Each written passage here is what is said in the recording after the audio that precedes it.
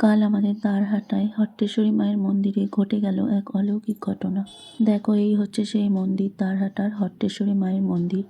আর সকালবেলা এই মন্দিরের গেট যে পুরোহিত খুলতে গিয়েছিলেন, তিনি দেখেন যে মায়ের পায়ের ছাপ একদম পইটে থেকে মায়ের বেদি পর্যন্ত।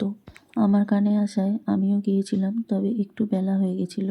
দেখো, ঠিক যেখানে যেখানে ফুল দেয়া আছে, দেখো কিভাবে মায়ের ছাপ দেখতে পাচ্ছ তোমরা। সত্যি বলছি, গায়ে কাঁটা দিয়ে দিয়েছিল প্রথমে যখন গিয়ে দেখলাম। দেখো, একদম বেদি পর্যন্ত কিন্তু মায়ের পায়ের ছাপ। ভিডিওর মধ্যে অতটাও আসেনি বা ফটোর মধ্যে অতটাও আসেনি। ঠিক আমরা নিজের চোখে যারা দেখেছি তারা যতটা উপলব্ধি করতে পেরেছি, যতটা দেখতে পেরেছি। এমন অলৌকিক ঘটনা আমার জীবনে আমি এই প্রথমবার দেখলাম। তাই ভাবলাম আমি একাই কেন দেখব, তোমাদের সবার সাথে শেয়ার করি।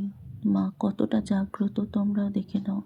আমাদের এই হট্টেশ্বরী মায়ের মহিমা কত তোমরাও দেখো। যারা দারহাটা গ্রামবাসী আসছো তারা তো সবাই জানো, আর যারা বাইরের আছো তারাও দেখে নাও যে মায়ের কত মহিমা। মা গো, তুমি সবাইকে ভালো রেখো মা।